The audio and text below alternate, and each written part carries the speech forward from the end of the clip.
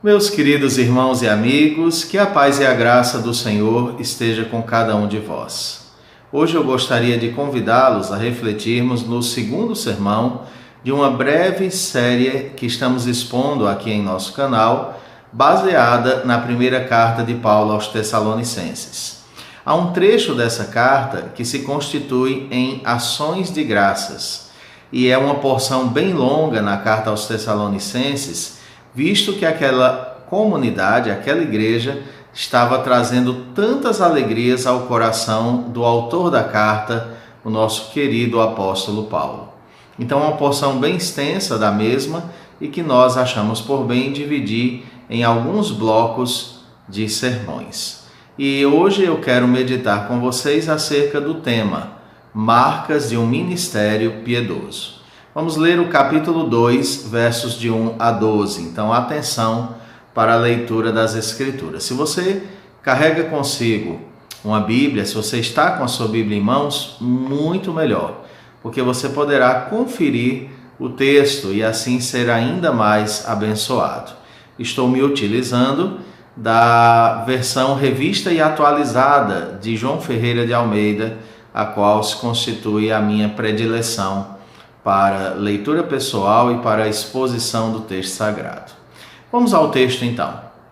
Porque vós, irmãos, sabeis pessoalmente que a nossa estada entre vós não se tornou infrutífera, mas apesar de maltratados e ultrajados em Filipos, como é do vosso conhecimento, tivemos ousada confiança em nosso Deus para vos anunciar o Evangelho de Deus em meio a muita luta. Pois a nossa exortação não procede de engano, nem de impureza, nem se baseia em dolo. Pelo contrário, visto que fomos aprovados por Deus, a ponto de nos confiar Ele o Evangelho, assim falamos não para que agrademos a homens, e sim a Deus que prova o nosso coração. A verdade é que nunca usamos de linguagem de bajulação, como sabeis, nem de intuitos gananciosos. Deus disto é testemunha. Também jamais andamos buscando glória de homens, nem de vós, nem de outros. Embora pudéssemos, como enviados de Cristo, exigir de vós a nossa manutenção, todavia nos tornamos carinhosos entre vós, qual ama que acaricia os próprios filhos.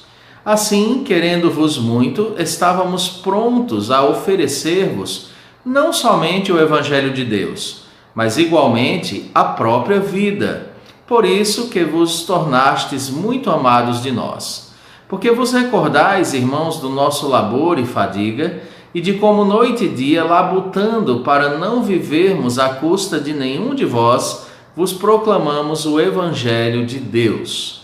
Vós e Deus sois testemunhas do modo, porque piedosa, justa e irrepreensivelmente procedemos em relação a vós outros que credes. E sabeis ainda de que maneira, como pai a seus filhos, a cada um de vós, exortamos, consolamos e admoestamos para viverdes por modo digno de Deus, que vos chama para o seu reino e glória. Que texto fascinante! Vamos orar então, rogando a direção do Senhor para este momento.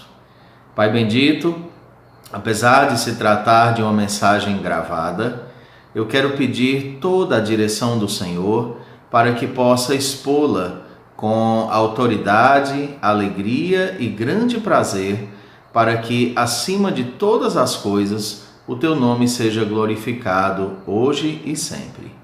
Quero rogar por cada um que há de assistir esse vídeo. Não sei quais serão, quantos serão, e por quanto tempo serão os ouvintes deste canal. Mas eu peço ao Senhor que os abençoe ricamente e que não a minha pessoa, mas a tua pessoa de fato se torne marcante na vida destas pessoas.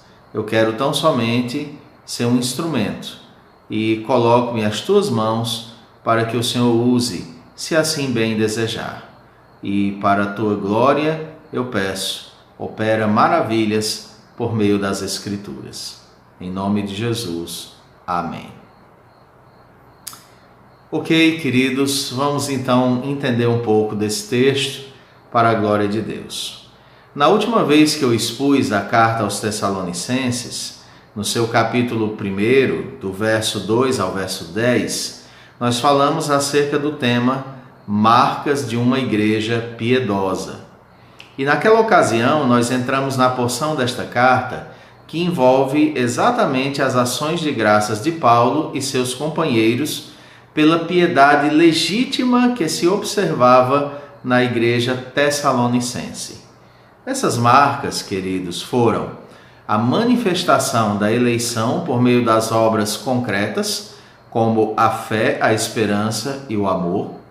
Vimos também o fato de imitarem a Cristo ao ponto de se tornarem modelo a ser imitado como igreja por outras comunidades, outros cristãos que conheciam os tessalonicenses. E por fim, nós aprendemos acerca do fato de que a verdadeira piedade, ela causa forte e positiva repercussão entre todos aqueles que ouvem acerca da vida da igreja. Eu preciso lhe dizer que uma igreja viva, uma igreja autêntica, ela não passa às escuras no lugar onde ela está. Ela é notada, ela é percebida, ela também é perseguida, mas ela causa uma transformação profunda na sociedade onde ela está inserida. E é um instrumento fascinante nas mãos do Senhor, a despeito da imperfeição da igreja, para que os propósitos santos e soberanos de Deus sejam alcançados. Ainda dentro desse contexto de ações de graças, o apóstolo Paulo destaca no texto reservado para hoje como Deus, queridos, os conduziu em seu ministério na Macedônia, começando por Filipos e seguindo por Tessalônica. E quando Paulo começa a relatar como se deu o seu proceder e a plantação daquela igreja, ele acaba evidenciando, embora não seja o alvo maior de Paulo fazer isso, mas ele acaba evidenciando várias características que marcaram a implantação daquela igreja, que marcaram os obreiros envolvidos na plantação daquela igreja e que acabam servindo a nós de parâmetro para as marcas de um ministério autêntico, de um ministério ideal. Nós vimos as marcas de uma igreja piedosa e hoje eu quero tratar com você nas marcas de um ministro piedoso. Mas talvez você possa me dizer, pastor, eu não sou ministro do Evangelho. O que essa palavra tem a acrescentar à minha vida? Essa palavra vai te ajudar a orar pelos ministros que Deus confiou à sua vida ao longo desses anos. Essa palavra vai te ajudar a valorizar aqueles que verdadeiramente têm servido com piedade e, acima de tudo, essa palavra vai também te servir de parâmetro na hora em que você for escolher aqueles que vão pastoreá-lo por um tempo. Escolha essa que é apenas o resultado visível já de uma escolha soberana de Deus na eternidade, predeterminada para aqueles que vão te pastorear por um breve tempo ou por um tempo mais longo, mas que foram constituídos por Deus. Então é importante você conhecer algumas marcas de um ministério de fato piedoso. E queridos, ao fazer isso, Paulo acaba por nos trazer à tona algumas marcas que devem incorporar a vida daqueles que se dispõem a ministrarem ao rebanho do Senhor. Ou seja, o ministério que glorifica a Deus também possui algumas marcas que o denunciam como genuíno. E por isso o tema de hoje é marcas de um ministério piedoso. Queridos, em dias nos quais surgem diversas denominações e onde uma infinidade de líderes religiosos despontam sem o mínimo necessário para o ofício pastoral, além da pena que isso traz, nos faz olharmos para a conduta de Paulo e de seus companheiros por dois motivos. Vejam vocês, primeiramente, para nos guardarmos dos falsos pastores, lobos em pele de cordeiro, que surgem para devorar o rebanho, aproveitando-se do carinho e da generosidade dos irmãos. É importante sabermos identificar quem é realmente chamado para o pastorado ou quem está no ministério por motivos pessoais, errôneos e, obviamente, pecaminosos. Identificar os verdadeiros pastores da parte de Deus é fundamental para que a igreja tenha saúde espiritual. A segunda questão é para que nossos pastores, os bons pastores, prossigam tendo como meta serem o melhor que puderem ser para a glória de Deus e também para o bem do rebanho. Então, se porventura você é um querido colega, pastor, seja da Igreja Presbiteriana do Brasil ou de outra denominação séria, eu convido você também a reavaliar, assim como eu fiz quando pela primeira vez expus esse sermão e o preparei, a reavaliar como anda o nosso ministério. Quem somos nós, de fato, aos olhos de Deus? Quem somos nós quando o rebanho não nos está observando e também quando o rebanho está observando? Então essa é uma palavra de alerta também para nós, ministros do Evangelho. Então vamos às considerações que emanam desse texto. Em primeiríssimo lugar, queridos, ministérios piedosos encaram os desafios ousadamente. O ministério pastoral nunca foi e jamais será um lugar de conforto e tranquilidade. O ministério pastoral sempre trará intensas provas sobre aqueles que, com sincero zelo, se dedicam à proclamação do Santo Evangelho.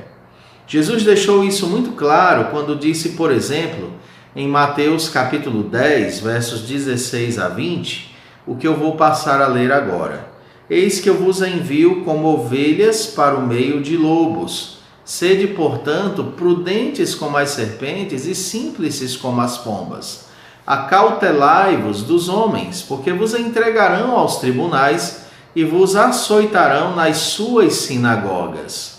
Por minha causa sereis levados à presença de governadores e de reis, para lhes servir de testemunho a eles e aos gentios. E quando vos entregarem, não cuideis em como ou que haveis de falar, porque naquela hora vos será concedido o que haveis de dizer, visto que não sois vós os que falais, mas o Espírito de vosso Pai é quem fala em vós.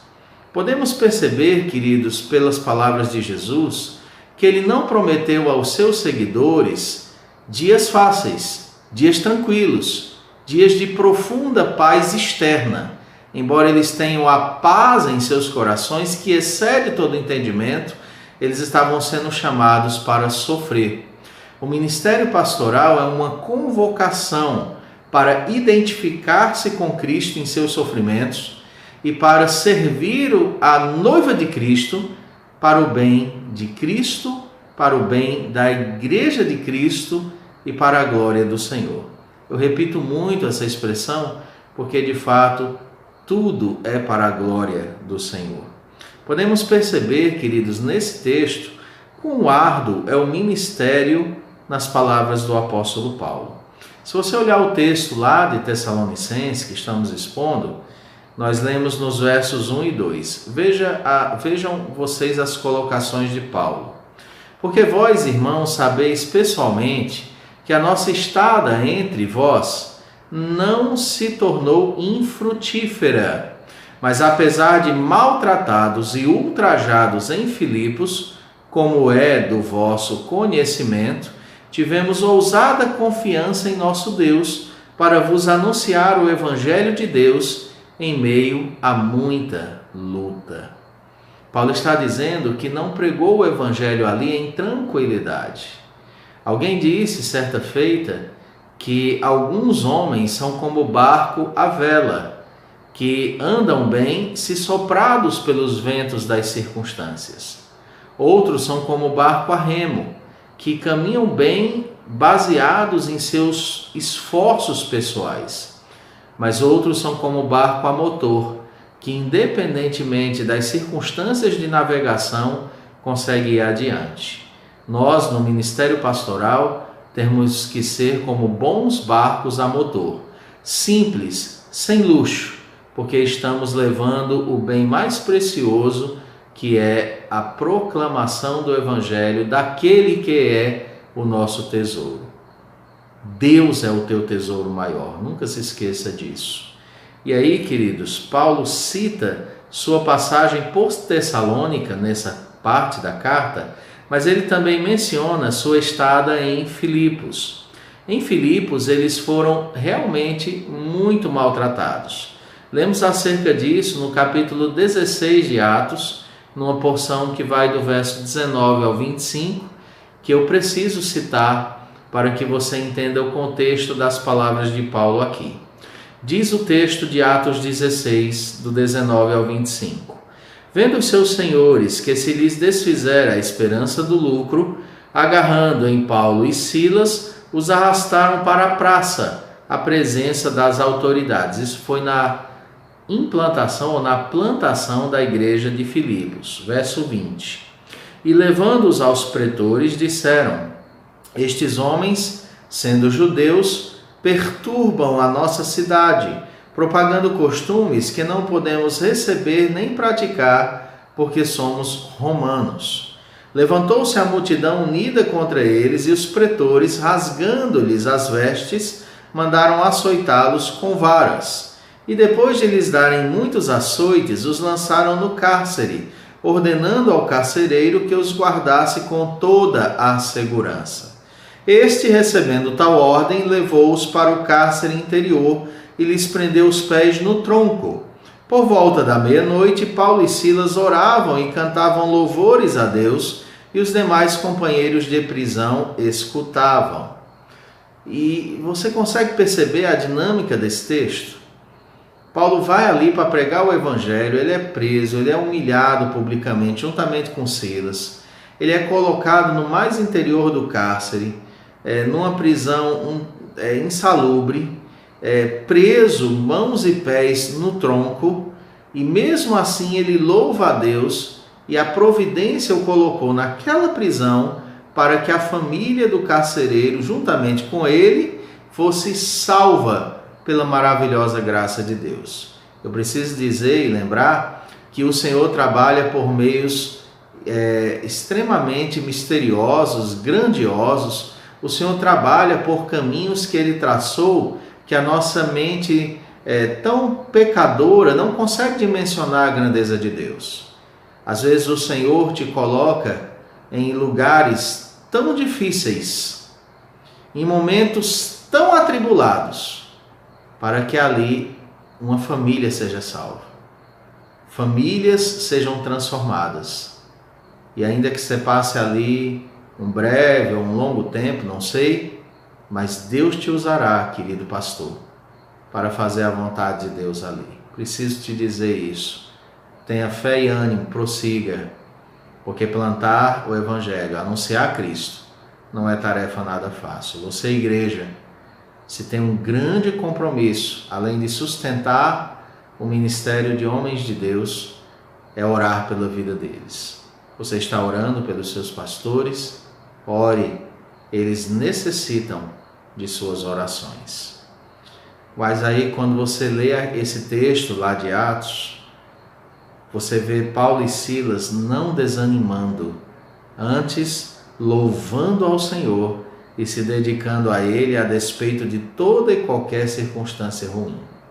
Ministros do Evangelho necessitam se preparar para toda e qualquer dificuldade, e o modo de fazer isso é mantendo firme a confiança em Deus. Se olharmos as circunstâncias, jamais serviremos ao Senhor a contento. Eu poderia citar tantos exemplos aqui, mas eu abro um pequeno parêntese nessa exposição para mencionar um homem de Deus que a história muito mexe com a minha vida e com a de muitos cearenses e muitos nordestinos. Eu me refiro ao reverendo Natanael Cortez. Eu estou tendo a graça de pastorear a cidade onde esse amado pastor fez a sua pública profissão de fé. Na ocasião, aqui se chamava Afonso Pena. Anos depois, quando ele vinha dar assistência a Ebenezer, ele se hospedou aqui numa pousada no hotel chamado Hotel Matos. E naquela noite, um inverno rigoroso, os homens estavam tentando alcançá-lo ali naquela pousada e preparar para ele uma chuva de latas e pedras. E então aquele querido pastor, não sei precisar bem o horário, mas ele teve que fugir rapidamente, sair rapidamente para não ser pego.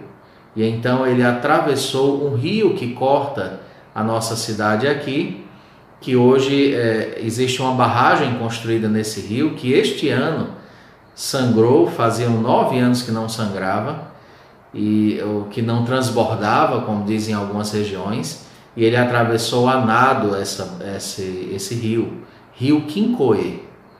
E ele então escreveu aos seus professores no SPN, dizendo ao Dr. Hunderleit e a outros que não ensinassem apenas grego e hebraico para os seus mestres, mas ensinassem também para os seus alunos, mas ensinassem também a nadar. Ele disse que se não soubesse nadar, talvez naquela noite ou naquele dia ele teria sofrido ali terrivelmente. E ele foi um desbravador. Um dia nós poderemos contar melhor a sua história aqui. E Afonso Pena hoje se chama Acopiara. Eu tenho a imensa alegria de ser pastor aqui. Fecha parênteses. Então, querido, como você tem lidado? Se você entrou no ministério, e eu sei que entrou, cheio de empolgação, felicidade, está realizando o sonho de se tornar ministro do Evangelho, mas eu preciso lhe dizer que você está vindo para a guerra, você está vindo para a luta. Não há lugar de descanso para bons pastores. É trabalho duro.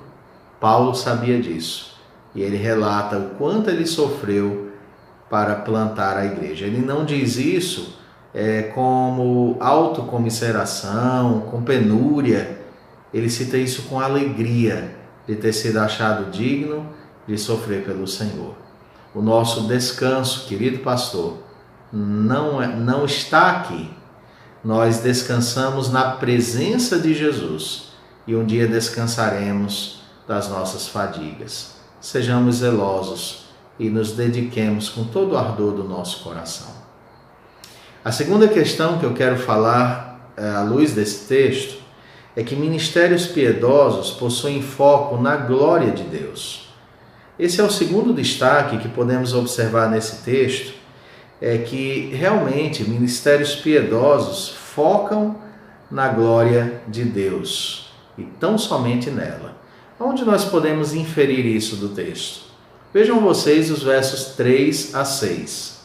Pois a nossa exortação não procede de engano, nem de impureza, nem se baseia em dolo. Pelo contrário, visto que fomos aprovados por Deus, ao ponto de nos confiar Ele o Evangelho, assim falamos, não para que agrademos a homens, e sim a Deus que prova o nosso coração. A verdade é que nunca usamos de linguagem de bajulação, como sabeis, nem de intuitos gananciosos. Deus disto é testemunha. Também jamais andamos buscando glória de homens, nem de vós, nem de outros. Nunca, queridos, em nenhum momento, o apóstolo Paulo exerceu seu ministério para satisfazer a homens ou a agradá-los. Ele nunca pregou para obter elogio dos homens. Ele nunca pregou para que após uma reunião alguém fosse cumprimentá-lo na porta de algum cenáculo ou ao ar livre e dissesse assim: irmão Paulo, como você prega bem. Não, Paulo não estava atrás de glória e ele nem era eloquente, mas Deus o usava com poder, porque a glória pertence ao Senhor. Paulo nunca pregou para obter elogio dos homens, nunca exerceu suas funções ou dons perante os homens para com isso impressioná-los. Pelo contrário, o foco de Paulo sempre foi a glória de Deus. Deixa eu repetir isso para você. Paulo diz, versos 5 e 6, a verdade é que nunca usamos de linguagem de bajulação, como sabeis, nem de intuitos gananciosos. Deus disto é testemunha. Também jamais andamos buscando glória de homens, nem de vós, nem de outros. Queridos, comentando esses versos, o reverendo Hernandes Dias Lopes, pastor presbiteriano, caso você não saiba, ele destaca algumas coisas muito preciosas no ministério de Paulo e que contrastam terrivelmente com aquilo que muito se observa em nossos dias. Abre aspas. Ele escreveu pontuando. Ele não era um bajulador. A palavra usada por Paulo para bajulação é kolokeia, que descreve sempre a adulação que pretende ganhar algo, a lisonja por motivos de lucros. Fritz Heinecker, nessa mesma linha de pensamento, afirma que essa palavra grega contém a ideia de enganar com fins egoístas. Não é apenas uma palavra fiada para dar prazer a outras pessoas, mas a fim de ter lucro.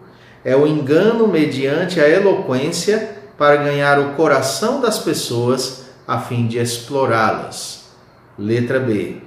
Ele não é um mercenário. A palavra grega pleonexia, traduzida por ganância, indica a cobiça de todos os tipos e, portanto, o desejo de despojar outras pessoas daquilo que lhes pertence. Em outras palavras, Paulo não fez do seu ministério uma fonte de fama, lucro e poder.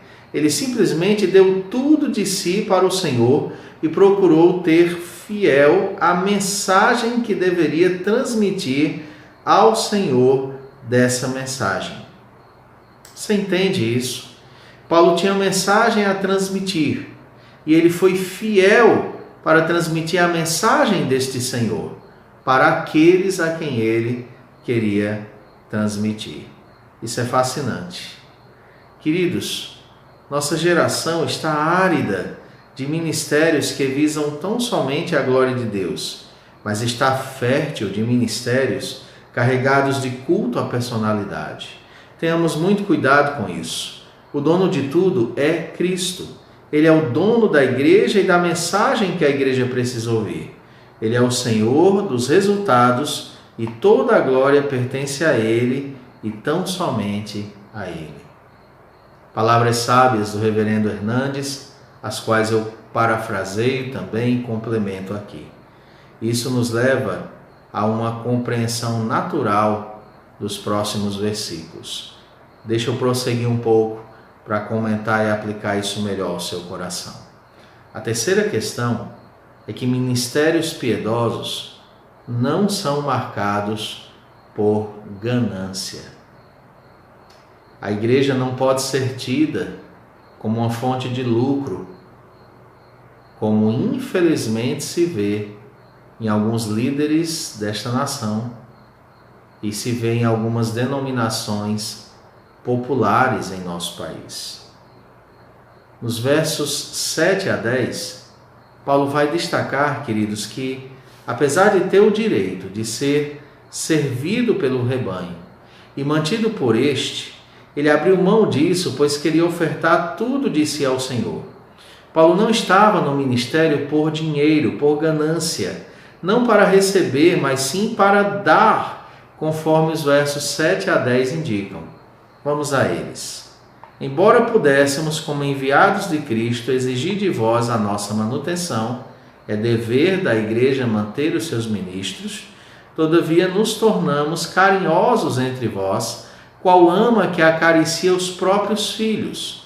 Assim, querendo-vos muito, estávamos prontos a oferecer-vos não somente o Evangelho de Deus, mas igualmente a própria vida, por isso que vos tornastes muito amados de nós. Verso 9. Porque vos recordais, irmãos, do nosso labor e fadiga, e de como, noite e dia, queridos, labutando para não vivermos à custa de nenhum de vós, vos proclamamos o Evangelho de Deus. Vós e Deus sois testemunhas do modo porque piedosa, justa e irrepreensivelmente procedemos em relação a vós outros que credes. Queridos, Paulo tinha todo o direito de ser mantido pela igreja. A igreja tem todo o dever de sustentar os seus líderes, que devem ser homens muito trabalhadores, que não possuem empregos paralelos, pelo menos no interior do nosso país, no interior do nosso estado. Raramente você vai encontrar algum ministro do Evangelho que tenha um emprego paralelo. Eles são mantidos pela igreja para que se dediquem mesmo à obra, não para simplesmente ficarem a ver navios, mas para serem dedicados à obra de Deus. E aí, meus queridos, Paulo, naquele contexto, ele não quis depender dos irmãos para o seu sustento, mas conforme lemos na carta aos Coríntios, ele fabricava tendas para ter com que se manter, juntamente com os demais obreiros que o acompanhavam.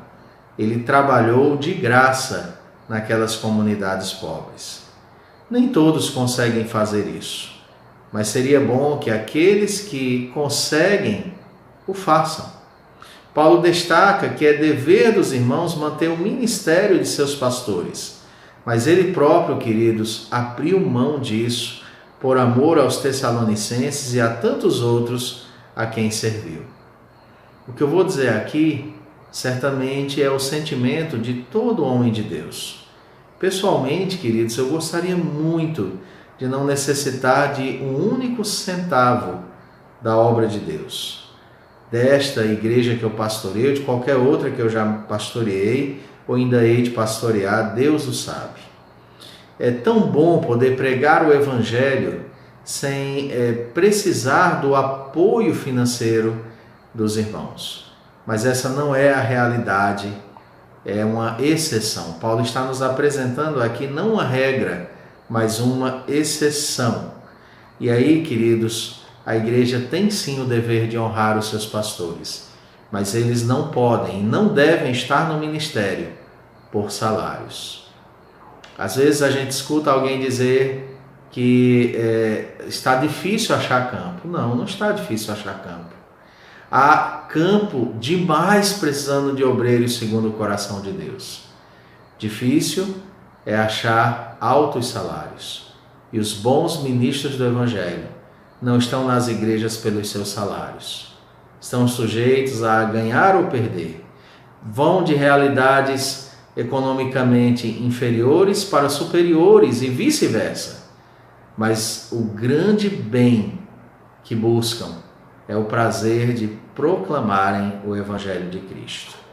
Queridos, muito me escandaliza muito o fato de haver nesse país e no mundo pastores ricos às custas de pobres ovelhas. Isso é um grande e grave erro. Isso é um completo equívoco. Devem os pastores ser bem remunerados para não sofrerem vexame e darem bom testemunho na sociedade, mas não devem ser ricos. E é muito feliz quem prega o Evangelho sem depender do rebanho.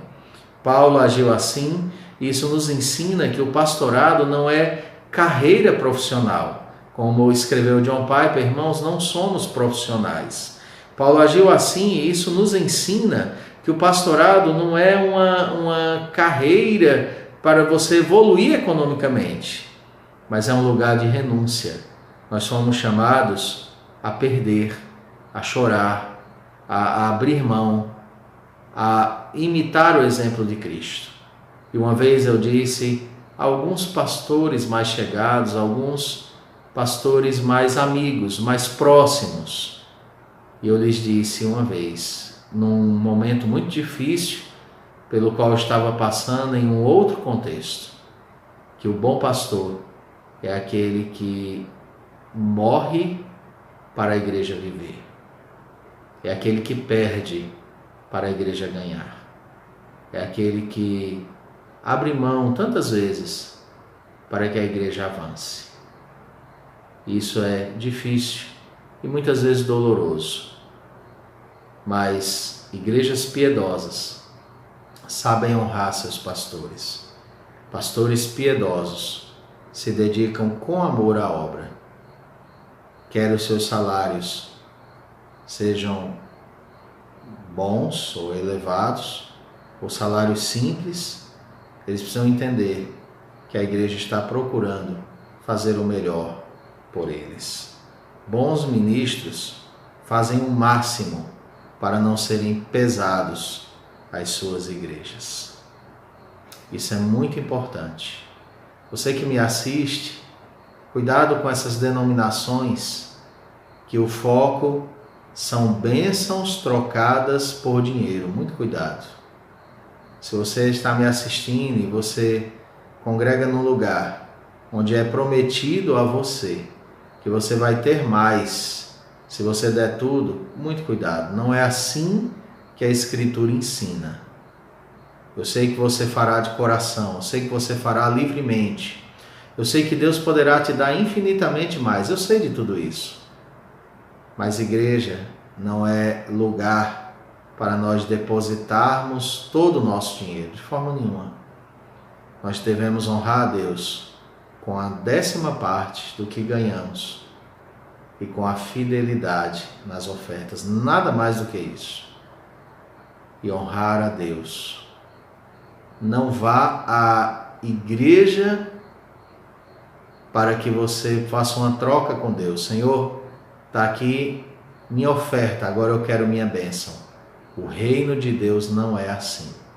Muitas denominações históricas e sérias não procedem assim. Tenha cuidado. Cuidado com a sua vida e com a sua fé. Porque há muitos homens de Deus nesse mundo, pregando com seriedade a palavra. Mas onde há o verdadeiro, infelizmente, há também o falso. Tenha cuidado. Ponha o ministério daqueles que você conhece à prova segundo as Escrituras. Em quarto lugar, queridos, ministérios piedosos envolvem amor e cuidado pelo rebanho. E aí os versos 11 e 12 nos ensinam assim: sabeis ainda de que maneira, como pai a seus filhos, a cada um de vós, exortamos, consolamos e admoestamos para viverdes por modo digno de Deus, que vos chama para o seu reino e glória. Que texto forte, né? Poderíamos nos manter só nessa parte.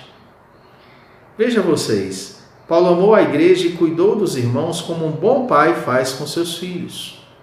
E o maior cuidado de um pastor para com a igreja reside na fiel proclamação da palavra de Deus por meio da exortação, consolação e admoestação. Se você observar essas palavras, elas todas têm a ver com ensino, com vistas a que o rebanho viva de modo digno do Senhor. Não podemos moldar a igreja de acordo com os nossos valores, mas a igreja deve ser moldada pela pregação fiel de acordo com os valores de Deus, de acordo com o entender de Deus, com o revelar de Deus. Não somos nós que dizemos assim, eu penso que você deveria agir assim. Não, a Escritura diz que você deve agir assim. E a grande crise da igreja moderna é a falta de zelosos e bons expositores da palavra de Deus. Há igrejas que vivem de movimentos, de dias de tantas coisas, e se esquecem de zelar pela palavra, de serem fiéis proclamadores da palavra. Nem todos gostam de ser corrigidos, isso é em toda parte. Nem todos gostam de ser consolados e admoestados. Nem todos gostam quando são confrontados com a verdade da palavra. Vivemos uma época na qual encontro muitos cristãos que desejam viver sem dar qualquer satisfação de suas vidas aos seus líderes, especialmente pastores. Se dizem ovelhas, mas se recusam a obedecer à voz do pastor Jesus por meio da pregação fiel dos seus pastores. Irmãos, é preciso que entendamos que fomos chamados pela palavra para obedecê-la E por isso a pregação, o ensino e a exortação bíblicas são tão fundamentais para nós. Nós precisamos aprender e dar satisfação de nossas vidas aos nossos líderes. Paulo tratou suas ovelhas como a filhos e cuidou deles. Há pastores tão ausentes da vida de suas ovelhas que nem mesmo sabem onde moram, nunca as visitaram, não têm disposição de corrigi-las, estão na igreja, mas completamente abandonadas, esquecidas. Nem um simples telefonema, nem uma simples mensagem. Paulo agiu completamente diferente, ele cuidou do rebanho, ele zelou pelo rebanho, inclusive indo de casa em casa para ministrar a palavra, para instruir o rebanho com a palavra de Deus. Bons pastores cuidam de suas igrejas pela palavra. E aí, queridos, o ministério, principalmente no interior dos nossos municípios, né? No interior dos nossos estados, o pastor tem que realizar muitas coisas, se ocupar de muitas coisas. Mas existe uma coisa que ele não pode negligenciar jamais. É a pregação da palavra de Deus. Jamais pode negligenciar. Jamais pode se esquecer dela. Eu me despeço aqui, querido, com essa palavra ao seu coração. Honre a Deus com a sua vida. Ore pelos seus pastores, para que eles sejam bons ministros de Cristo. A paz e a graça do Senhor Jesus.